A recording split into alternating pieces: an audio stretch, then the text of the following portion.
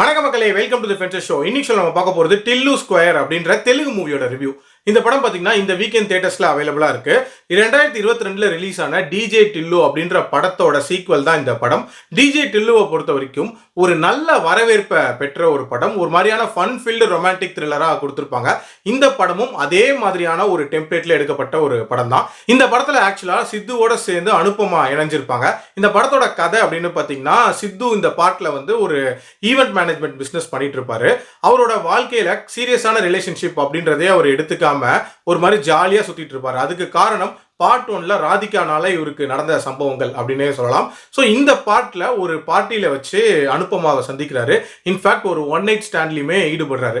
அந்த one night stand அவரோட வாழ்க்கையே புரட்டி போடுது அப்படின்னே சொல்லலாம். அந்த ஒன் நைட் ஸ்டாண்டுக்கு அப்புறம் மட்டும் இவர் வாழ்க்கையில் என்னென்ன மாதிரியான சம்பவங்கள் நடக்குது, எப்படி இவர் வந்து ஒரு ட்ராப்ல மாட்டுறாரு, ஆல்சோ இவரோட பாஸ்ட்ல வச்ச மிச்சங்கள் இருக்குல்ல, அதெல்லாம் எப்படி இந்த பாட்டில் வந்து பிரச்சனைகள் கொடுக்குது அப்படின்ற மாதிரி நிறைய விஷயங்களை சொல்லக்கூடிய ஒரு படம் தான் இந்த படம். இந்த படத்தோட பாசிட்டிவ்ஸை பொறுத்த வரைக்கும் எனக்கு முக்கியமான பாசிட்டிவா படுறது கண்டிப்பா நம்ம சித்துவோட பெர்ஃபார்மன்ஸ் அப்படின்னே சொல்லலாம். உண்மையிலே ஒரு வித்தியாசமான ஸ்வாகான ஆட்டிடியூட இந்த படத்துல காட்டியிருக்காரு. அதுலயும் அவரோட அந்த ஒன்லைனர் அப்படின்றதெல்லாம் பயங்கர எஃபெக்டிவா இருந்துச்சு அப்படின்னே சொல்லலாம். அதுலயும் அவர் எடுக்கக்கூடிய ரெஃபரன்சஸ் இருக்குல்ல, அது எல்லாமே சான்ஸே இல்லை அப்படின்னே சொல்லுவேன். பயங்கர ரிலேட்டபிளா இருந்துச்சு. நீட்டான ஒரு பெர்ஃபார்மன்ஸை வெளிப்படுத்தினாரு. அடுத்ததா பாத்தீங்கன்னா, எனக்கு இந்த படத்தோட ஒரு சர்ப்ரைஸ் பேக்கேஜா கண்டிப்பா அனுபமா பரமேஸ்வரனோட ரோல் அப்படின்னு சொல்லுவேன்.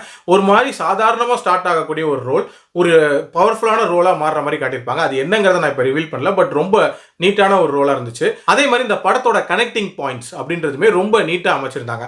அதாவது பார்ட் 1க்கும் பார்ட் 2க்குமான அந்த கனெக்ஷன் எஸ்டாப்ளிஷ் பண்ணதா இருக்கட்டும், அண்ட் இந்த பார்ட்லயுமே பாத்தீங்கன்னா டுவர்ட்ஸ் தி எண்ட் அந்த அன்பினிஷ்டு கொஸ்டின்ஸ்க்கான ஆன்சர்ஸ் அப்படின்றதுமே ரொம்ப நீட்டா அமைச்சிருப்பாங்க. அதே மாதிரி இந்த படத்தோட அந்த கிளைமேக்ஸ் போர்ஷன் அப்படின்றதுமே ஒரு மாதிரி பயங்கர ட்விஸ்ட் அண்ட் டர்ன்ஸோட அமைச்சிருப்பாங்க.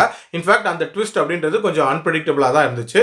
அண்ட் ஓவரால் டியூரேஷனுமே பாத்தீங்கன்னா ஒரு மாதிரி 2 மணி நேரத்துல முடிகிற மாதிரியான ஒரு படம் தான். அதனால ஒரு குயிக் வாட்சாவே பார்த்துடலாம். ஒரு மாதிரி ஃபன் ஃபில்டாவே ஓவரால் நகர்த்திருந்தாங்க அப்படின்னு சொல்லுவேன். நெகட்டிவ்ஸை பொறுத்த வரைக்கும் பாத்தீங்கன்னா, இந்த படத்தோட லாஜிக் அப்படின்றத தனியா எடுத்து தூர வச்சிடலாம் அப்படின்னே சொல்லலாம். ஏன்னா இந்த படத்துல நிறைய இடங்கள்ல லாஜிக்கல் ஃபிளாஸ் அப்படின்றது இருக்கதான் செய்யும்.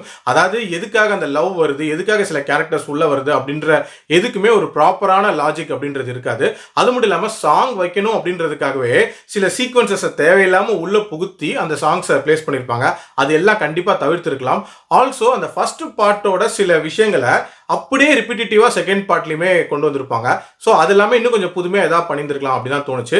மற்றபடி இது ஒரு ஃபன் ஃபீல்ட் என்டர்டைனராக தான் இருந்துச்சு அப்படின்னு சொல்லுவேன். என்னோட ரேட்டிங் இந்த படத்துக்கு 3/5. அடல்ட் கண்டென்ட்டை பொறுத்த வரைக்கும் இது ஸ்ட்ரிக்ட்லி ஃபார் அடல்ட்ஸ்.